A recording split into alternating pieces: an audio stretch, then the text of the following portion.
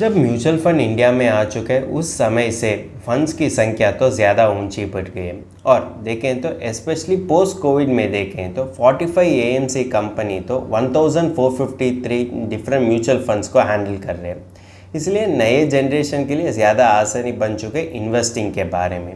लेकिन उसी समय वो तो ज़्यादा कंफ्यूज भी होते हैं कि किस फंड वो चुनना चाहिए और किस फंड उसको फाइनेंशियल गोल्स अचीव करने के लिए सही होते हैं। अब देखें तो वो तो वेब की मदद भी ले सकते हैं और वेब के जानकारी लेते हुए वो तो उसको जानकारी मिलती है कि वो तो किस तरीके के इन्वेस्ट करना चाहिए और किस तरीके का म्यूचुअल फंड चुनना चाहिए। लेकिन वेब में यह जानकारी तो ज़्यादा कम ही पड़ती है कि किस किस चीज़ों पर आप ध्यान रखते हुए म्यूचुअल फंड को नहीं चुनना चाहिए। आज यह वीडियो में हम इसके बारे में हम डिटेल रिव्यू करते हैं और देखेंगे कि किस चीज़ों पर निर्भर होते हुए आप as a investor mutual fund को नहीं चुनना चाहिए। चलो वीडियो शुरू करते हैं। हेलो दोस्तों, welcome to holisticinvestment.in YouTube channel. हम तो हमारे जीवन में ज़्यादा विषय के लिए स्टार रेटिंग्स पर रिले करते हैं।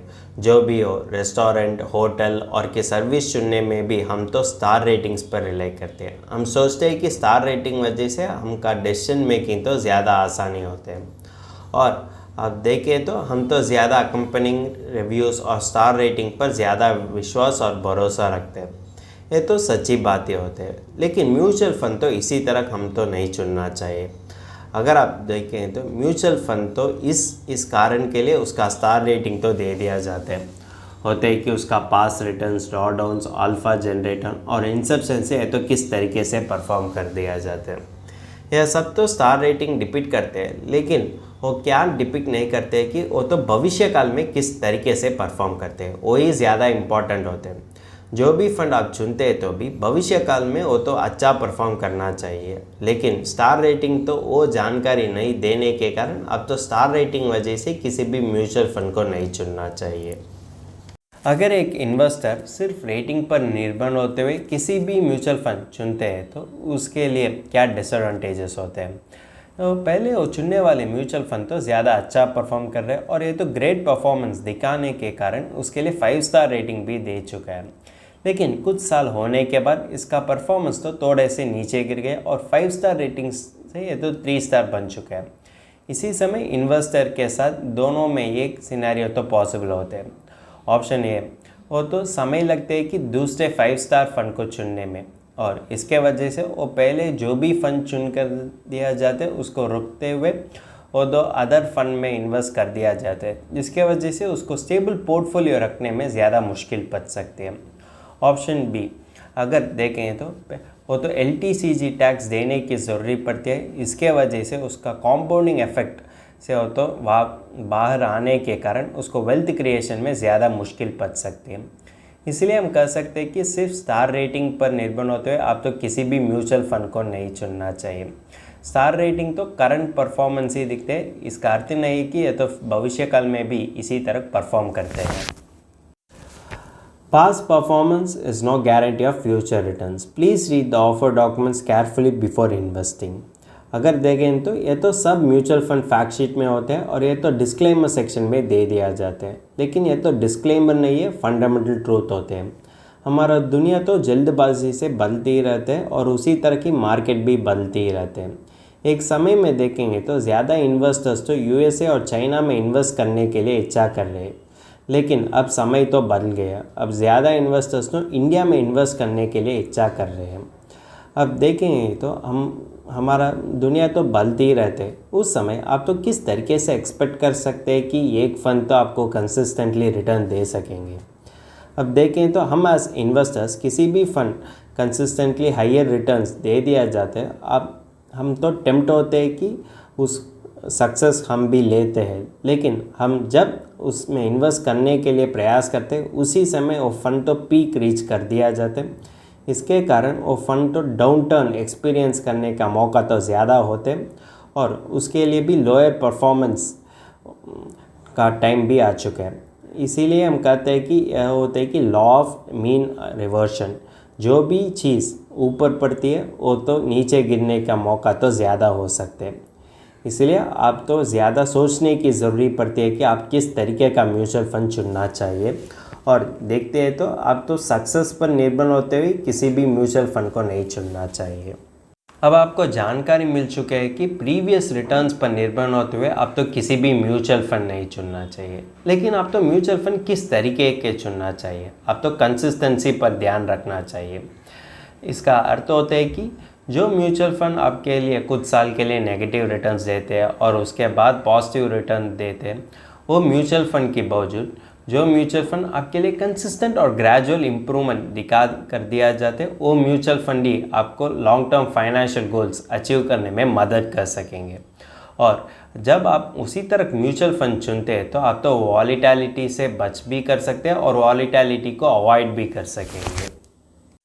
इन्वेस्ट करने वाले और एक गलती होती है कि ब्रांड नेम, और इसी कारण के लिए हमारे घर का एक्सेसरी से शुरू होते हैं अप्लायंसेस तक हम तो ब्रांडेड आइटम्स ही खरीद कर दिया जाते हैं। कारण होते हैं कि इसमें होने वाले ट्रस्ट, ड्यूरेबिलिटी और गारंटीड परफॉर्मेंसेस। इन्वेस्टिंग भी इसी तरह काम करते हैं। इसका जवाब तो थोड़ा सा यस भी बोल सकते हैं और थोड़ा सा नो भी बोल सकते हैं। एक अच्छा ब्रांड नेम इंडिकेट नहीं करते कि यह तो सही चॉइस होते हैं और यह चॉइस तो आपका पैसा के लिए एक सही मार्ग दे सकते हैं। अब देखें तो ब्रांड ड्रिवन इन्वेस्टिंग में एडवांटेजेस होते हैं, लेकिन भी आप तो यह ध्यान रखना है कि एक इन्वेस्टमेंट प्रोडक्ट सभी लोगों के लिए आइडियल इन्वेस्टमेंट प्रोडक्ट नहीं होते और आइडियल इन्वेस्टमेंट व्हीकल नहीं होते जिसके वजह से वो फाइनेंशियल गोल्स अचीव कर सकेंगे।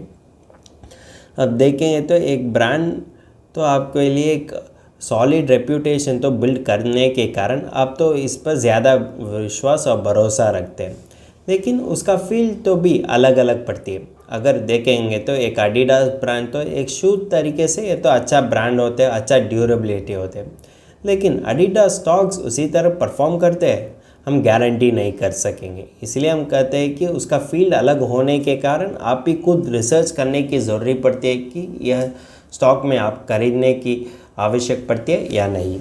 अब देखें तो आप तो ब्रांड से भी बाहर देखने की ज़रूरत पड़ती है। आप तो इसका परफॉर्मेंस, स्ट्रैटेजी, रिस्क प्रोफाइल और देखते हैं तो आपका फाइनेंशियल गोल्स भी एनालाइज करने की ज़रूरत पड़ती है और इसी तरीके से ही आप तो आपका इन्वेस्टमेंट प्रोडक्ट को चुनना चाहिए।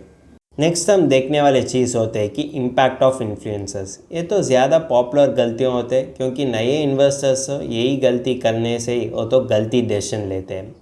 वो तो उसका फ्रेंड्स, फैमिलीज़ और सोशल मीडिया में होने वाले इन्फ्लुएंसर्स के बात सुनते ही किसी भी इन्वेस्टमेंट डिसीजन लेते हैं।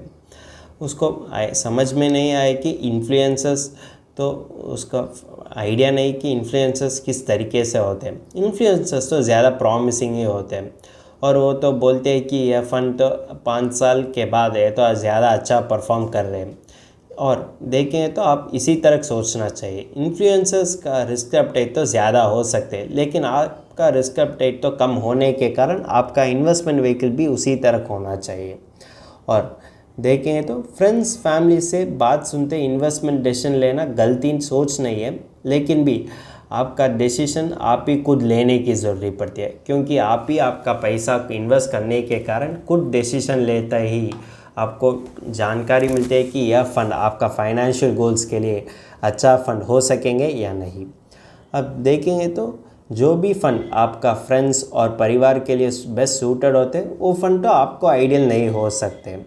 इसीलिए फाइनेंशियल प्रोडक्ट पर आप तो ज़्यादा खुद रिसर्च करने की ज़रूरत पड़ती है और जब आप रिसर्च करते हैं आप तो इन्वेस्टमेंट ऑब्जेक्टिव, रिस्क प्रोफाइल और फाइनेंशियल गोल्स पर ध्यान रखकर आपका इन्वेस्टमेंट प्रोडक्ट को चुनना चाहिए, जिसके वजह से आपको लॉन्ग टर्म वेल्थ बनाने के लिए वो इन्वेस्टमेंट प्रोडक्ट तो ज़्यादा मदद कर सकेंगे।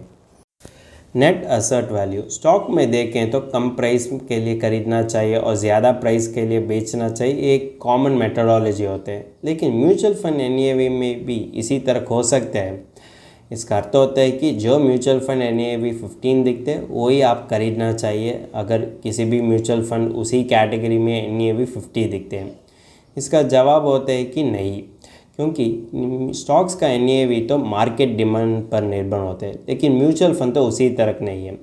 म्यूचुअल फंड तो कितने पैसा इन्वेस्ट कर दिया जाते हैं, वो रन करने के लिए कितने पैसा खर्च करने की ज़रूरत पड़ती है और वो म्यूचुअल फंड में कितना आउटस्टैंडिंग सिक्योरिटीज़ होते हैं, यह सब निर्भर होते हुए वो म्यूचुअल फंड NAV तो आपको दिखा देते हैं। इसलिए एन एक पैरामीटर नहीं है। एन तो सिंपली हम यह कर सकते हैं कि per unit market value of all securities held by mutual fund, और उसके साथ लायबिलिटीज़ कम करते हुए और उसके साथ हम तो number of outstanding units divide करते ही आपको एन मिलते हैं। अब देखें तो एन तो म्यूचुअल फंड यूनिट्स को इंडिकेट करते हैं और इसका प्राइस को इंडिकेट करते हैं। अब परचेस एन देखेंगे तो ये तो अप्रिसिएशन डिवाइडेड बाय रिटर्न। इसमें अप्रिसिएशन अर्थ नहीं है कि ये तो लो एन होते हैं और हाई एन होते हैं। अप्रिसिएशन होते हैं कि अंडरलाइंग पोर्टफोलियो पर और ability of the fund manager पर निर्भर होते हुए अप्रिसिएशन तो दे दिया जाता है। इसलिए आप एज ए इन्वेस्टर तो अदर पैरामीटर्स पर ध्यान रखने की ज़रूरत पड़ती है, जैसे फंड कंपोजिशन और कि fund performance history, asset allocation और मैनेजमेंट स्ट्रैटेजी। यह सब देखते ही आप तो एक कंक्लूजन ले सकते हैं एन के बारे में। अब आपके लिए एक सवाल उठती है कि मैं क्यों या थीमैटिक फंड्स और सेक्टोरल फंड्स में नहीं इन्वेस्ट करना चाहिए। कुछ तरीके का म्यूचुअल फंड तो स्पेसिफिक सेक्टर में इन्वेस्ट कर दिया जाता है और उसका नाम होता है कि थीमैटिक फंड्स। सेक्टोरियल फंड्स देखें तो ये तो पर्टिकुलर इंडस्ट्री का कंपनीज पर फोकस करते हैं और यह पर्टिकुलर इंडस्ट्री होते हैं कि बैंकिंग, टेक्नोलॉजी और हेल्थ केयर। इसमें देखें तो इन्वेस्टर के लिए ज़्यादा रिटर्न भी दे सकते हैं, लेकिन उसी समय इसमें ज़्यादा रिस्क भी लेने की ज़रूरत पड़ती है। अगर इसमें इन्वेस्ट कर दिया जाता है तो उसके लिए ज़्यादा रिस्क लेने की ज़रूरत पड़ती है, क्योंकि इसमें अंडर परफॉर्मेंस पीरियड का मौका तो ज़्यादा होता है।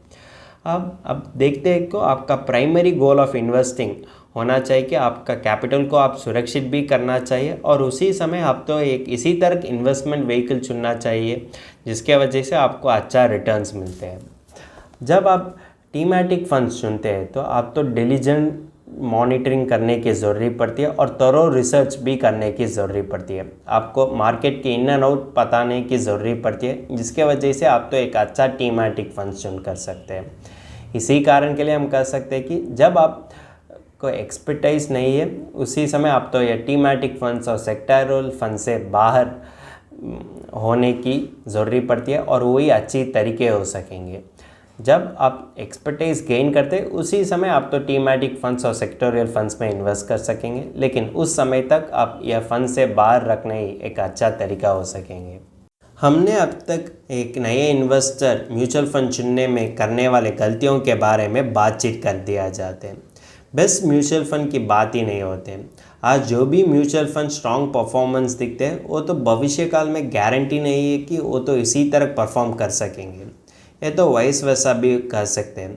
आज जो भी म्यूचुअल फंड पूरे तरीके से परफॉर्म कर रहे हैं वो तो कल तो मार्केट को आउट परफॉर्म भी कर सकेंगे। इसलिए एज एन इन्वेस्टर आप तो ज़्यादा फंडामेंटल्स पर ध्यान रखने की ज़रूरत पड़ती है और यह वीडियो में हम बातचीत करने वाले यह गलतियों आप नहीं करना चाहिए।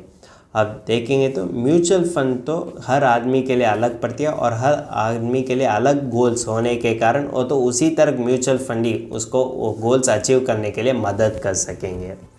आप तो इन्फ्लुएंसर्स के बात लेते हुए किसी भी इन्वेस्टमेंट डिसीजन नहीं लेना चाहिए और देखेंगे तो आपका हार्ड अर्न्ड मनी तो आप तो अच्छा तरीके से इन्वेस्ट करने की ज़रूरत पड़ती है। इसीलिए यह सब पिटफॉल से बाहर आने के लिए आप तो फाइनेंशियल प्लानर की मदद ले सकते हैं, जिसके वजह से आपका इन्वेस्टमेंट जर्नी तो ज़्यादा फ्रूटफुल होते हैं और वो इन्वेस्टमेंट जर्नी से आप तो फाइनेंशियल गोल्स भी अचीव कर सकेंगे। अगर आपको यह विषय के बारे में फर्दर जानकारी इंग्लिश में पढ़ना चाहते हैं तो हमारा आर्टिकल पढ़ सकते हैं और इस आर्टिकल का लिंक तो डिस्क्रिप्शन में दिया गया है। अगर तुमको इस टॉपिक में और कोई अदर फाइनेंस और इन्वेस्टमेंट रिलेटेड टॉपिक में संदेह है तो हमारा फाइनेंशियल एक्सपर्ट के साथ अपॉइंटमेंट बुक कर सकता है। अपॉइंटमेंट का लिंक डिस्क्रिप्शन में दिया गया है। और फिर इन्वेस्टमेंट के बारे में और फाइनेंस के बारे में तुमको ज़्यादा बताना चाहिए तो हमारा लाइव वेबिनार अटेंड कर दीजिए। वेबिनार का लिंक भी डिस्क्रिप्शन में दिया गया है। वेबिनार एब्सोल्युटली फ्री है।